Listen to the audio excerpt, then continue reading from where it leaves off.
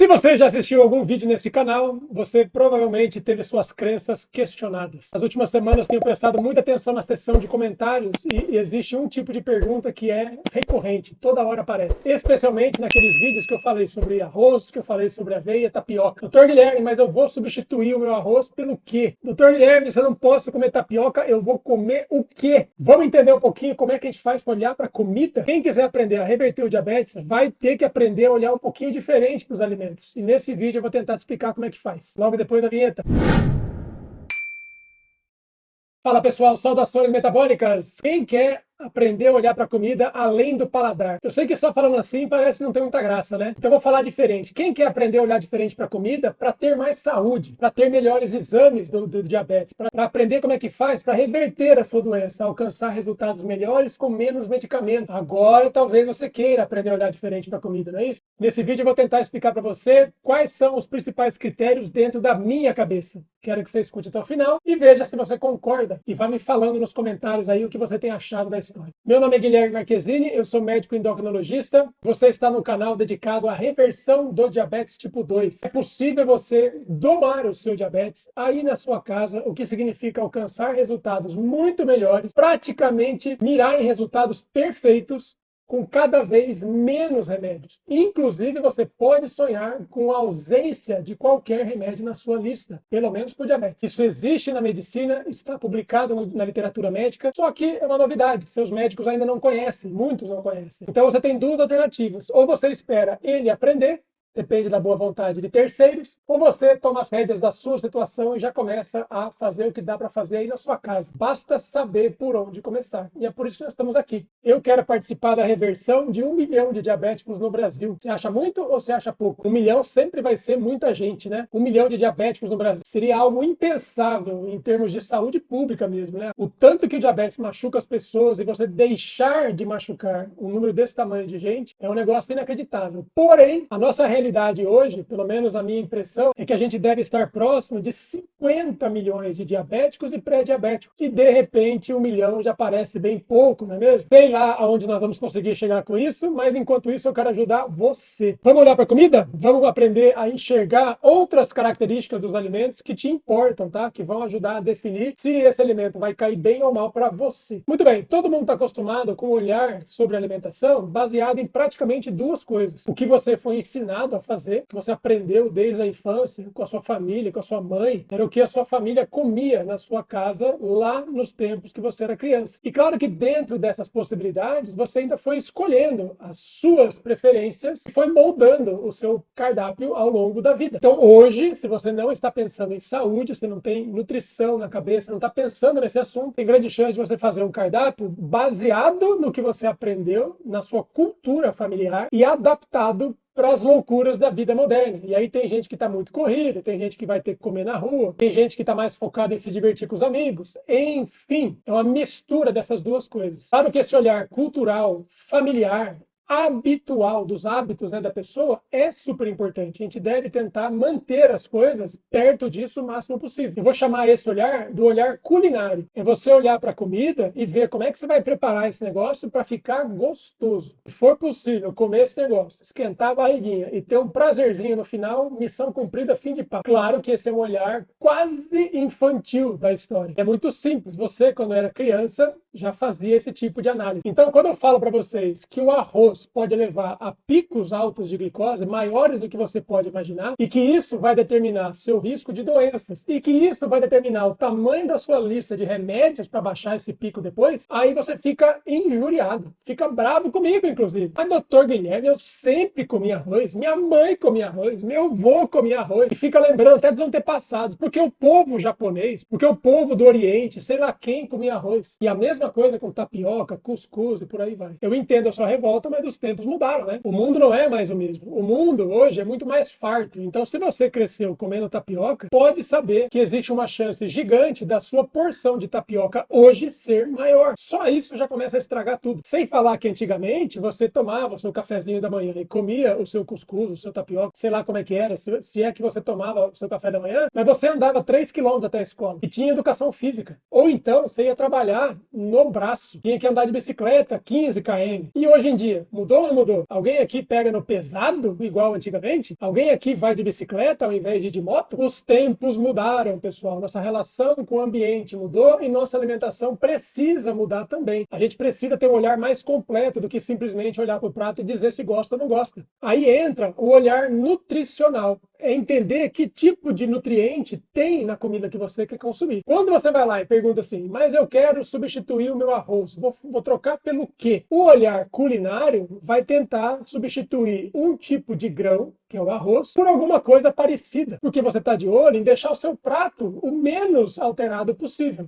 Aí você vai lá e troca por arroz integral. Tá trocando arroz por arroz, não tá? Eu sei que te disseram que é muito diferente, que tem mais fibra, tem mais vitamina. No meu vídeo de arroz, eu botei tudo para quebrar lá. E é mentira que exista uma diferença tão grande entre os tipos de arroz. Todos os tipos de arroz, independente da cor, da origem, do que for, são muito mais parecidos do que diferentes. Para o diabético, para quem tem banheira cheia, ele vai manter as coisas cada vez mais cheias, tem grande chance de vazar e de causar problemas. Se você não sabe do que eu estou falando, precisa pesquisar no canal aqui a teoria da banheira do diabetes. Vídeo fundamental para entender do que a gente fala aqui. Aí você vai lá e fala assim, bom, então eu quero trocar o meu pão francês, que já me disseram que é muito ruim para o diabetes. Vou trocar por algo parecido. Vou trocar por um equivalente, não pão. Eu quero fazer mais diferente, então eu vou trocar por tapioca. Pessoal, do ponto de vista nutricional, você está falando de uma farinhazinha de trigo, que é praticamente amido puro, e daí você vai comparar com tapioca, que é mandioca ralada. É amido puro também. Do ponto de vista gastronômico, no prato, pode ser um pouquinho diferente. Nutricionalmente, você trocou 6 meia dúzia, que graça tem? Se um faz subir o seu diabetes, o que você pode esperar do outro? É tudo a mesma coisa. Aí você entende que a carga, né, a quantidade de carboidrato da sua porção de café da manhã, de almoço, não importa, faz total diferença se você está pensando em diabetes, certo? É o que eu vivo falando aqui. Aí você vai lá e fala assim, beleza, então eu vou tirar o arroz e vou trocar por couve-flor. Couve-flor dá para fazer bem picadinho, dá para passar na máquina lá, faz um farelinho que se eu botar na panela,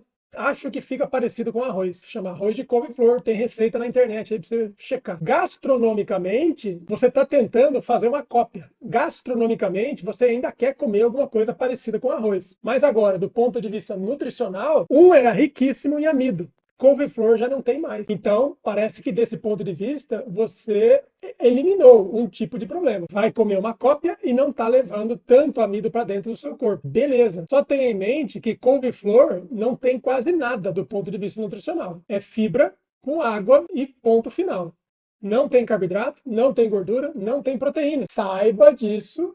Entendeu? E entenda que você vai ter que fechar essa conta da sua refeição com outras coisas, mas é uma troca razoável. Dizer que é igualzinho, que é uma delícia, igual arrozinho saindo da panela, não é. Dá para enganar. De vez em quando você pode querer optar. Depois vai ter um outro tipo de troca, que é o seguinte. Imagina que você queira trocar o pão do seu café da manhã. Pão francês de farinha de trigo, rica em amido, rica em carboidratos, açúcar. Aí você viu na internet que dá para fazer o pão de amêndoas, farinha de amêndoas. Você pega amêndoa, que já é... Tudo bem que já tem o preço aí diferente, porque a amêndoa não é uma sementinha muito barata, mas você passa na máquina, faz a farinha, faz ela moidinha, ou então tem até pronta para comprar. Aí você mistura com ovo, mistura fermento, usa aquilo como um substituto da sua farinha e faz pão. É o famoso pão de amêndoa. Ele tá mais para um bolinho, ele lembra um bolo, assim. Mas o fato é, ele é bem mais pobre em carboidratos do que o pão francês. Diferente do couve-flor, você não está trocando amido por fibra, por nada, entendeu? Você está trocando um alimento rico em amido por um rico em gordura. Até tem um pouquinho de carboidrato, muito, muito menos. O que ele tem a mais mesmo é gordura. Assim como a família inteira das castanhas. Amendoim é assim, castanha do Pará é assim, castanha do caju.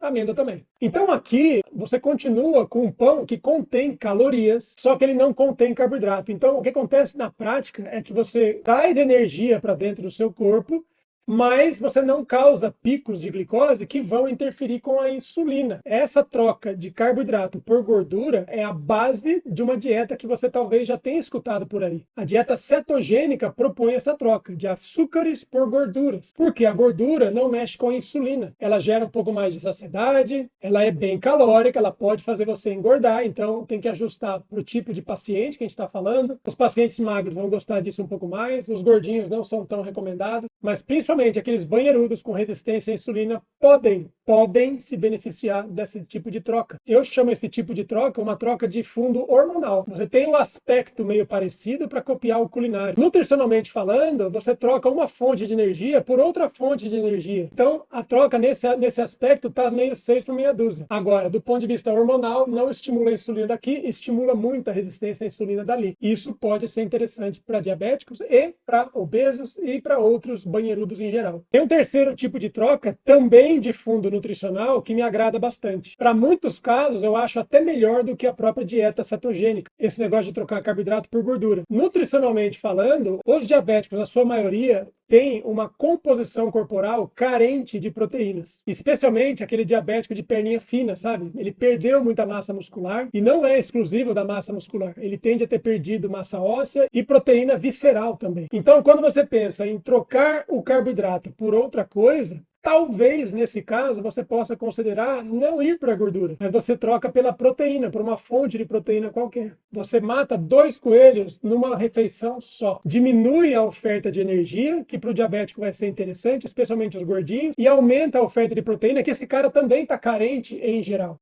Na minha opinião, na maior parte das vezes vai ser mais interessante do que trocar amido por gordura, trocar amido por proteína. Percebe? Tudo isso você vai ter que começar a se interessar pelo que está no seu prato. Vai ter que olhar e enxergar como fazer isso. Para sua sorte, nos tempos modernos hoje em dia, tudo isso está disponível no seu celular. Hoje você tem aplicativos gratuitos que funcionam quase como um diário alimentar. Você coloca no aplicativo o que você pretende comer naquela refeição. Só tem que atentar para a quantidade. E o aplicativo te fala quanto carboidrato, quanta proteína, quanta gordura tem. Só para você começar a treinar esse olhar e enxergar além do gostoso, além do que está na língua. Eu vou colocar na descrição do vídeo algumas sugestões desse aplicativo. Se você conhece um legal, você também comenta que eu vou repassar para as pessoas, tá bom? Resumindo, todo mundo está acostumado com o olhar gastronômico para a comida. A gente olha e vê se nos agrada, se é gostoso de comer. Mas diabéticos, em busca de melhorar a sua doença, de buscar a reversão, precisam ter o olhar nutricional do alimento, o que está no prato, o que é que tem lá no seu prato, como é que seu corpo enxerga aquilo, e o olhar hormonal, porque afinal de contas, carboidratos são os principais estimuladores da síntese de insulina. Isso é muito importante para muitos de vocês. Talvez você perceba que esse assunto seja um pouco avançado, mas se você ficou com dúvida,